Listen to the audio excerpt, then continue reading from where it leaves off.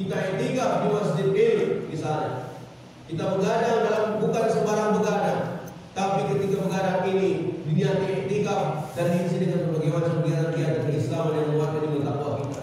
Apakah tadarus, apakah diskusi keislaman, apakah sholat, zikir, salawat dan sebagainya. Apakah kita layak mendapatkan Lailatul Qadar? Semua tergantung perjuangan kita. Apakah kita lebih mengoptimalkan ibadah di masjid-masjid, musala-musala, atau kita lebih sibuk mengurusi urusan kerjaan, mengurusi urusan keliling, iktikaf di pasar-pasar, di mal-mal. Semua tergantung daripada bagaimana jerih payah kita. Karena orang akan dilihat ending akhirnya. Makanya ada istilah husnul khatimah. Orang itu baik ujungnya di situ baru kelihatan siapa dia. Termasuk sama bulan Ramadan pun orang akan terlihat bagaimana akhirnya. Apakah dia makin kuat ibadahnya di masjid atau malah makin melemah? Itu disitulah yang akan menjadikan dia tanda apakah dia mendapatkan Lailatul Qadar atau tidak, apakah dia mendapatkan merdeka takwa atau tidak, apakah dia mendapatkan Idul Fitri atau tidak, apakah dia betul-betul pasang badan untuk berusaha infak sedekah, bahkan zakat, mengeluarkan zakat fitrah, zakat mal, atau hanya diam-diam saja, bahkan malah menanti, bukan malah memberi. Oke lah, mungkin kalau kita termasuk asal zakat, mungkin kita ada hak untuk menerimanya, tapi berupaya sekuat tenaga. Bagaimana caranya kita supaya dapat membayar zakat? Karena zakat itu adalah tutahhiruhum wa tuzakkihim biha, akan mensucikan diri dan harta kita. Itulah salah satu syarat supaya kita mendapatkan predikat Idul Fitri, kembali kepada sucian.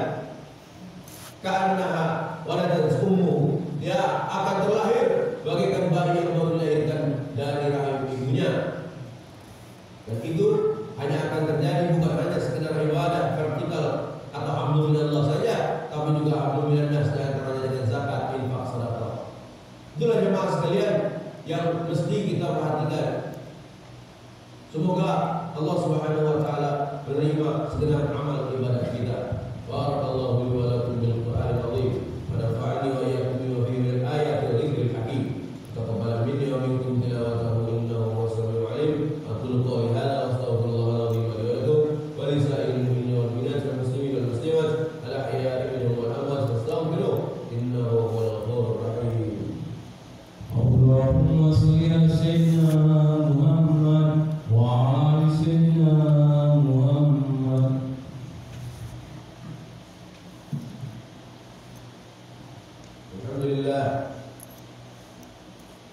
Alhamdulillahil wahidil qahhar al-azizil jabbar wassalatu wassalamu ala nabiyyina wa rasulillahi Muhammadin al-mukhtar wa alihi al-adhhar wa ashabihi al-akhyar. Amma ba'du, ittaqullaha haqqa tuqatih wa la tamutunna illa wa antum muslimun. Ibadallah, khutbah kedua ini muhasabah yang akhir pada kesempatan kali ini ya.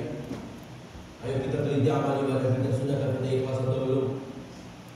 Dalam mukadimah dinyatakan bahwa kita wa ma umiru illa liya'budullaha mukhlishina lahu-din, tidak diperintah oleh Tuhan semesta alam untuk selain untuk ikhlas dalam menjalankan agama, maka itulah yang patut kita laksanakan. Ikhlas berbuat sesuatu itu hanya mengharapkan pamrih dari Allah Subhanahu wa taala, tanpa pamrih dari yang lain. Kepada dari Allah ada pamrih. Kita harapkan karena Allah, kita mengharap rahmat Allah, kita mengharap ridha Allah, berkah Allah, maghfirah Allah. Itu yang kita harapkan. Termasuk kita misal beribadah Lailatul Qadar, kita mengharapkan supaya kita dapat khairun min alfi syahr, ibadah lebih baik daripada 1000 bulan. Kenapa demikian? Kita adalah makhluk pendosa, saudara-saudara sekalian. Kita adalah makhluk yang banyak salah. Maka patutlah kalau kita kejar sekuat tenaga walaupun begadang, walaupun mungkin ngantuk-ngantuk. Beda antara begadang yang urusannya duniawi dengan begadang yang urusannya ukhrawi. Beda jauh. Lebih berat tantangannya ketika kita begadang untuk semata-mata iktikaf, niat beda. Sangat berat. Tapi beratnya itu di bakunya kita itu yang memang kita harus lakukan supaya kita dapatkan Lailatul Qadar. Allah akan nilai usaha kita sejauh mana. Inilah keistimewaan Ramadan. Kita mendapatkan ampunan,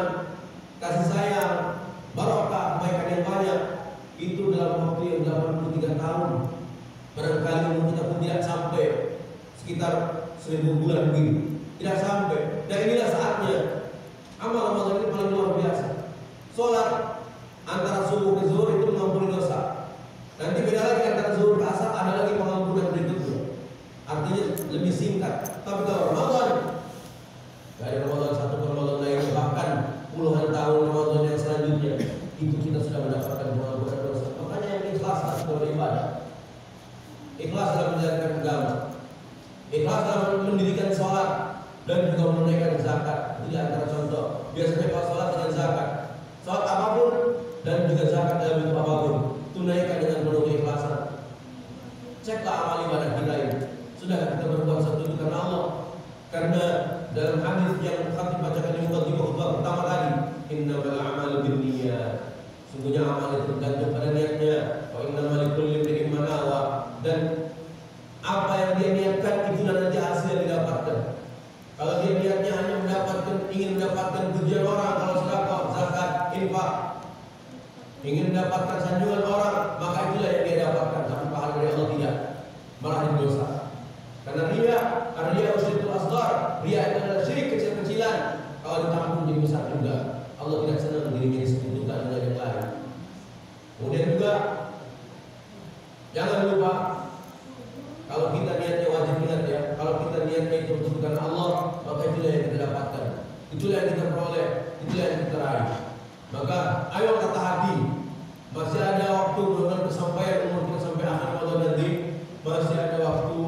Kita harus betul-betul menata hati kita yang mungkin belum ikhlas. Ayo kita tata supaya hati kita lebih ikhlas. Karena kita banyak dosa, sekali lagi jemaah sekalian, tuan-tuan yang terhormat, kita banyak dosa kepada Allah. Ayo kita tata diri kita ini, kita kuatkan amal ibadah kita ini. Mana tahu ini Ramadan terakhir di tahun kita ini. Maka marilah di tahun 1424 Hijriah ini kita betul-betul posisikan Ramadan kali ini adalah Ramadan terspesial, terindah, termewah, ternikmat